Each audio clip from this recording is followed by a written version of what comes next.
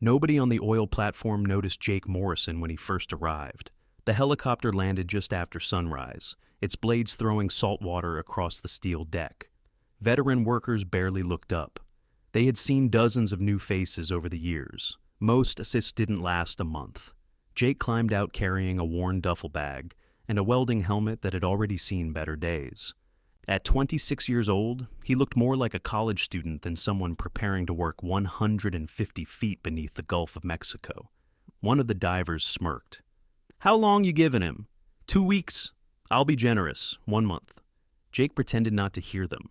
He had heard people doubt him his entire life. Growing up in a small Louisiana town, money was always a problem.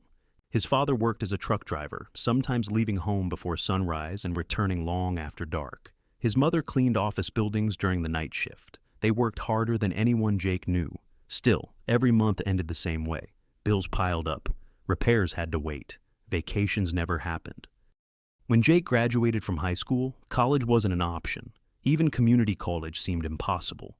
Instead, he accepted the first construction job he could find. The work was exhausting. Summer temperatures climbed above 100 degrees. Concrete dust covered everything. His paycheck disappeared almost as quickly as he earned it. One afternoon, an older welder named Frank noticed Jake staying late after everyone else had left. "You ever think about underwater welding?" Frank asked. Jake laughed. "Is that even real?" Frank smiled. "Very real." He pulled out his phone and showed Jake a picture of a diver repairing an offshore oil platform. They pay more because almost nobody wants to do it. That night, Jake spent hours researching the profession. Commercial divers worked on bridges, pipelines, dams, ships, and offshore oil platforms. Some earned over $200,000 every year. The numbers almost seemed fake. Then he reached another section. Fatal accidents, explosive decompression, equipment failures, powerful ocean currents, zero visibility. The salary suddenly made perfect sense. Most people would have closed the web page. Jake filled out an application. A month later, he was accepted into welding school. Classes started before sunrise. Students practiced every type of weld imaginable. Stick welding, flux core welding, pipe welding, structural repairs. Every joint had to be nearly perfect. A weak weld underwater could destroy an entire structure. The instructors were demanding. If a weld failed inspection, students started over. No excuses, no second chances. Jake struggled during his first weeks. His hands shook. His welds cracked. More experienced students finished assignments twice as fast. For the first time in years, he questioned himself. Maybe everyone else had been right. Maybe this career simply wasn't meant for him. Instead of quitting, he stayed later every evening. When the lights in the workshop turned off, Jake was usually the last student still practicing. Weeks became months. His welds improved, then improved again. Eventually, instructors began using his work as examples for newer students. Graduating from welding school felt like reaching the top of a mountain. It wasn't. It was only base camp. The real challenge waited at commercial diving school. The first day shocked everyone. Massive diving helmets sat in rows across the classroom. Each one weighed nearly 40 pounds. The complete equipment felt even heavier. Their instructor, a former Navy diver named Robert Hayes, walked slowly across the room. He didn't smile. "If you're here for the money," he said, "leave now." Nobody moved. "Good." He pointed toward the helmets. "Those don't care how much money you want." Training became brutal almost immediately. Students learned underwater navigation, emergency rescue procedures, pressure chamber safety, equipment maintenance, breathing control. Every mistake had consequences. Sometimes instructors intentionally created equipment failures during practice. A disconnected air hose, a stuck valve, a broken communication line. Students had only seconds to react correctly. Jake failed more than once. One afternoon, he became tangled in his own safety line during a simulation. For just a moment, he panicked. His breathing accelerated. His vision blurred. The instructor pulled him from the water. Again. Jake tried, failed. Again, failed. For nearly 3 hours. Finally, something changed. Instead of fighting the equipment, he slowed down. One breath, then another. His heartbeat settled. He untangled himself in less than 30 seconds. The instructor nodded. Remember that feeling. Months passed, the class shrank. 38 students had started, 23 remained, then 18, then 14. Some couldn't handle the pressure, others failed medical examinations. A few simply admitted the fear was too much. Jake stayed. The final examination took place in open water. Visibility measured less than 3 feet. Students had to locate damaged underwater pipes, inspect them, and complete repair procedures while communicating with the surface team. Everything depended on teamwork. One mistake could mean failure. Jake completed every task without rushing, not because he was the fastest, because he finally understood something. A speed never saved lives underwater. Discipline did. Graduation day finally arrived. Jake proudly accepted 2 certifications: professional welder, commercial diver. His dream suddenly felt close. Finding a job turned out to be even harder. Company after company rejected his application. "We're looking for experienced divers." The sentence appeared so often Jake almost memorized it. Weeks became months. Savings disappeared. Construction companies offered him his old job back. His parents never pressured him. But Jake could see the worry on their faces. One rainy afternoon, his phone rang. An offshore contractor needed an extra diver. Temporary contract. 3 weeks. Dangerous structural inspection. The pay wasn't impressive. Jake accepted before hearing the full offer. 2 days later, he climbed into a helicopter, heading toward an offshore oil platform nearly 80 miles from the Louisiana coast. The endless ocean stretched beneath him. There were no roads, no cities, only steel platforms rising from the water like floating skyscrapers. As the helicopter landed, veteran workers barely looked at the newcomer. To them, he was just another rookie, someone who probably wouldn't last. Jake picked up his bag and walked across the steel deck. A supervisor approached him. "You've got 1 hour." Jake looked confused. "1 hour for what?" The supervisor handed him a dive schedule. "Your first dive." Jake stared at the paper. He had expected days of training, maybe weeks. Instead, tomorrow morning, he would be descending 160 feet below the Gulf of Mexico to inspect a damaged support beam beneath the platform. His partner would be Mike Sanders, 22 years of diving experience, more than 4,000 successful dives. Mike walked over, extending one hand. "You nervous?" Jake smiled. "A little." Mike laughed. "Good." Jake frowned. "If you ever stop being nervous down there," Mike pointed toward the dark ocean surrounding the platform, "that's usually when people don't come back." Jake barely slept that night. Long before sunrise, alarms echoed across the platform. Crew members moved with practiced precision, checking equipment, weather reports, and communication systems. Every dive followed the same strict routine, because everyone knew one small mistake could become a fatal one. Jake pulled on the heavy diving suit, while technicians inspected every connection. Helmet locked, air supply checked, communication line tested, emergency backup ready. Mike walked over and looked Jake directly in the eyes. "Remember one thing." Jake nodded.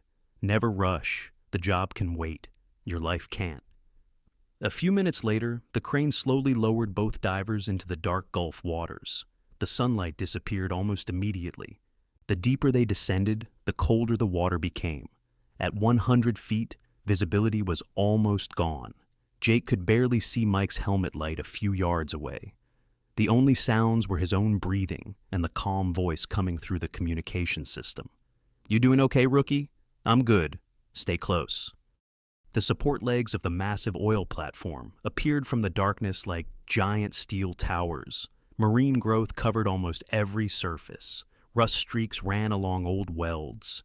Powerful currents pushed against the divers with surprising force. Finally, they reached the damaged support beam. The crack was worse than anyone expected. Mike examined it for several seconds. "We need emergency reinforcement." The supervisor on the surface agreed. Jake watched every movement as Mike carefully prepared the underwater welding equipment. Electricity and seawater were never a combination to underestimate. Every cable, every connection, Every movement had to be perfect. Mike handed Jake a tool. "Your turn." Jake froze for a split second. This wasn't another practice tank. This wasn't school. One mistake here could shut down an oil platform worth billions of dollars. He took a deep breath, then another. His hands stopped shaking. He remembered every lesson: slow movements, steady hands, complete focus. The first weld wasn't perfect. The second looked much better. By the third pass, Jake found his rhythm. When the repair was complete, Mike inspected every inch. He smiled. Not bad. Coming from Mike, those two words meant everything. Back on the platform, the supervisor reviewed the inspection footage. Nobody spoke while the video played. Finally, he looked up. "Good work." Jake felt a wave of relief. He had survived his first offshore dive. But the biggest challenge was still waiting.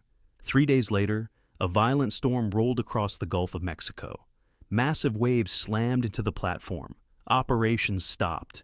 Everyone stayed inside, waiting for the weather to pass. Then, an emergency alarm sounded. A cargo vessel had collided with one of the platform's outer structures. A section of steel had shifted. If it wasn't secured quickly, millions of dollars of damage could follow. Only one dive team was available: Mike and Jake. The sea was rough. Visibility was almost zero. Even experienced divers knew this mission would be dangerous. The supervisor gathered the team. "You don't have to do this," Mike answered immediately. "We're going." Jake looked at the ocean. Fear returned. But this time, it didn't control him. The descent felt completely different. The current pulled harder than anything Jake had experienced before. Even staying close to the platform required constant effort. As they reached the damaged structure, another problem appeared. A thick steel cable had wrapped itself around several support beams. Every wave tightened it further. If it snapped under pressure, it could strike either diver with incredible force. Mike carefully began cutting sections of the cable. Jake stabilized the area. Everything was going according to plan. Then the current suddenly shifted. Jake felt himself pulled sideways. His safety line became tangled around part of the damaged structure. For one terrifying moment, he couldn't move. His breathing accelerated, exactly like during training. Mike's voice came through the radio. "Jake." No response. "Jake, talk to me. I'm stuck." "Don't panic." Those two words instantly brought him back to his first days at diving school. Panic kills. Jake forced himself to stop struggling. One slow breath, another. Instead of pulling harder, he reached behind himself. He located the twisted line. Carefully, patiently, he freed it. "I'm clear." Mike laughed over the radio. "I knew you'd figure it out." Minutes later, the repair was complete. The platform was safe. As both divers climbed back onto the deck, the entire crew applauded. That almost never happened offshore. The supervisor shook Jake's hand. "You earned your place." From that day forward, nobody called him the rookie anymore. Years passed. Jake continued taking on increasingly difficult projects across America. He repaired bridges in Alaska, pipelines in the Gulf of Mexico, hydroelectric dams in Washington state, massive cargo ships along the East Coast. His reputation spread through the industry. Companies specifically requested him for high-risk jobs. His income grew beyond anything he had imagined as a teenager. One year, he earned more than $500,000. The money changed his life.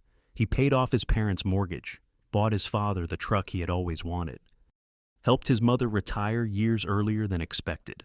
But when people asked him about the salary, Jake always gave the same answer. "The money is great," he would pause.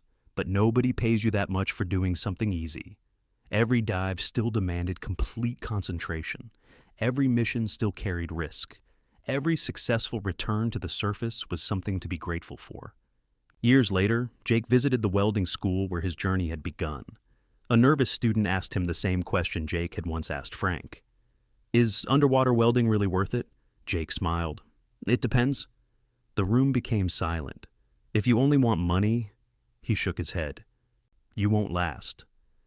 But if you're willing to master your fear, keep learning every day, trust your team, and respect the ocean. He looked around the classroom. This profession can completely change your life. The students applauded. Jake picked up his old welding helmet before leaving. The scratches were still there. So were the memories. It reminded him that success wasn't built in one dive, or one paycheck, or one lucky opportunity. It was built through thousands of disciplined decisions made when quitting would have been easier. Because sometimes, the people everyone thinks will fail become the ones nobody can replace.